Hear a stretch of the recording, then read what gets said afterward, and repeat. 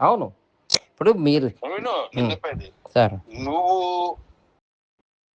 మొన్న మనందరం అనుకున్న తర్వాత ఏంటి ఆ పెద్ద ఆయనది మేము నువ్వు సుప్రీంకోర్టుకు వస్తావని నువ్వు గ్రహించలేదు కానీ ఏంటి సత్యనారాయణ గారు, శ్రీదేవి గారు, నువ్వు మనం కూర్చొని మాట్లాడుకున్నాం. అవును సార్. ఏం మాట్లాడుకున్నాం? అయ్యా నేను పొరపాటు చేశాను, ఇంక పొరపాటు జరగదు అని చెప్పావు. అవును. నాకు నువ్వు వచ్చినప్పటికే నువ్వు ఢిల్లీ వెళ్ళి ఢిల్లీలో కృష్ణారావు కనపడ్డావు. నీకు గుర్తుందా? ఉంది.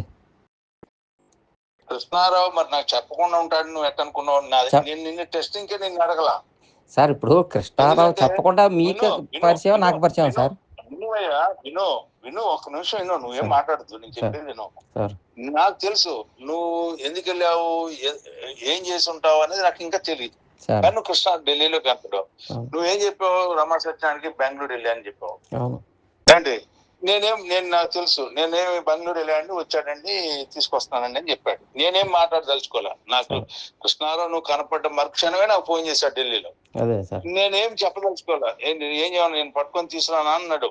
అంటే పట్టుకొని నేను ఆపను, నువ్వు వస్తావు ఢిల్లీ అన్నాడు. అంటే నువ్వేం వద్దు, నాకేం వద్దులే, వాడు ఏం చేస్తాడు చూద్దాం, నాతో మాట్లాడుతున్నాడని చెప్పా. నువ్వు సింపుల్ గా సంతకం పెట్టి వచ్చావు ఇంప్లీట్ పిటిషన్. నేను 14వ తారీఖు వేసానని చెప్పావు. నేను మరుసటి రోజు నీకు పంపిస్తే నాకు నువ్వు వచ్చి ఢిల్లీ నుంచి వచ్చిన తర్వాత నాకు అప్పటికి నువ్వు వేసావో వేయలేదని అనుమానం. వేసావనే డౌట్ ఉంది కానీ నేను నీ దగ్గర క్లారిఫికేషన్ చెప్తాను. మరుసటి రోజు 11ంటికే నాకు నువ్వు నాతో మాట్లాడేటప్పటికే నా దగ్గర ఉంది అండ్ ఆ రాత్రి కలుద్దాం అనుకున్నాం. సార్ ఒక చిన్న మాట మధ్యలో, సార్ ఒక చిన్న మాట నేను మీకు ఫస్ట్ అదే చెప్పు సార్, పొద్దున్న కలుద్దాం సార్, ఇందులో చాలా జరిగాయి, మీకు ఎక్స్ప్లెయిన్ చేయాలి అంటే అక్కడ మనం పెద్ద మాట్లాడుకోలేదు. అంటే పొద్దున్న మీరు ఏమన్నారు, పొద్దున్న ఫోన్ చేస్తాను, ఏ టైంకో వద్దు, ఎందుకంటే నేను ఇవన్నీ బోల్డ్ ఉన్నాయి సార్ చెప్పాలి అని నేను మీకు ముందే చెప్పా సార్. నేను సీఎం దగ్గరికి వెళ్ళి నేనేం చెప్పాను, సీఎం దగ్గర ఇష్యూస్ అని చెప్పి నేను నీకు 5:30, 6ంటికి నేను చెప్పే కదా, నేను సెక్రటరీ సీఎం దగ్గరికి వెళ్తున్నా, 5:30, 6 అవగానే నీకు ఫోన్ చేశాను, ఫోన్ ఎత్తడం మానేసావు. మాట్లాడే కదా సార్ మీకు ఫోన్ చేస్తే. విను, ఫోన్ చేసి ఏంటి నువ్వేం చెప్పావు, కలుద్దాం అన్న తర్వాత కలవలా, ఇక నువ్వు ఫోన్ ఆపేసావు సార్. మీరు ఫోన్ చేశారు. విను సీను, నాకు ఈ నాటకాలు వస్తాయా? నేనేంటంటే వివాదం లేకుండా వెళ్ళాలని నా ఉద్దేశం. నువ్వు సత్యాన్ గారు కూడా వచ్చి వివాదం వద్దు, ఇవన్నీ ఎందుకు, అందరం కలిసి చేసాం, మళ్ళీ మేము వెనక్కి వచ్చాం, వాడు ఇంకా అటు ఇటు కొట్టుకుంటున్నాడు, నేను మాట్లాడతాను అని అన్నాడు. మాట్లాడు అన్నా. నువ్వు ఇవాళ వెనక్కి వస్తావో ముందుకెళ్తావో నాకు అనవసరం. నువ్వు వస్తాను అంటే నేను చెప్పినట్టు వినాల్సిందే. నువ్వు చెప్పినట్టు విన్నావు, నేను అయిపోయింది. నువ్వు రావాలి అనుకుంటే నేను వస్తాను సార్, నేను మీరు చెప్పినట్టే వింటాను, నాకు నష్టం జరగకుండా చూడమంటే అది నేను చేయగలుగుతాను. అదే సార్ నేను చెప్పేది అది ఒకటే సార్. విను ఒక్క నిమిషం, నీ కుటుంబం జోలికి అసలు వెళ్ళనయ్యా, వస్తే నీ జోలికే. అదేలేండి. మీ నాన్న జోలికి, మీ ఇంట్లో జోలికి, మీ పిల్లల జోలికి వచ్చే అలవాటు నాకు లేదు. తప్పు చేసింది నువ్వు, అనుభవించాల్సింది నువ్వు, ఇందులో ఏంటంటే రమా సత్యనారాయణ గారిని కూడా అదే అనుకున్నాను, కానీ ఎందుకు ఆయనకు భగవంతుడు బుద్ధి పుట్టించాడో నాకు భగవంతుడు బుద్ధి పుట్టించాడో తెలియదు. ఆయన వెనక్కి వచ్చాడు, ఆయన చేయాల్సిన పని కంటే ఎక్కువ చేశాడు. ఇంకా ఆయన తప్పులన్నీ కొట్టుకుపోయినాయి దెబ్బకి. నేను ఇవాళ చెప్తున్నా, గుర్తుపెట్టుకో. ప్రజాపతిరావు గారిని ఆయన ఎప్పుడైతే ఆయన ఢిల్లీ తీసుకొచ్చి ఆయన చేత స్వాన్ స్టేట్మెంట్ అక్కడ ఎప్పుడైతే ఇప్పించాడో, రమా సత్యనారాయణ గారు 1000 పాపాలు చనిపోయినాయా? అదేలేండి సార్, కరెక్టే. అవును. నువ్వేం నిర్ణయించుకో, లేదు నేను కూడా కలిసి నడుస్తాను అంటే నువ్వు రా, రేపు పొద్దున్న మాట్లాడుకుందాం, నేను రమ్మంటే విజయవాడ వస్తాను. మళ్ళీ నువ్వు ఇక్కడ గెలికి అక్కడ ఫోన్ చేస్తే నాకు ఇప్పుడు అక్కడ కూడా కాంటాక్ట్ ఉంది, నీకు తెలుసో తెలీదు, నేను అది కూడా చెప్తున్నా. నువ్వు ఇటు ఉన్నావు అనుకో, క్లారిటీ క్లియర్ గా వచ్చేస్తుంది.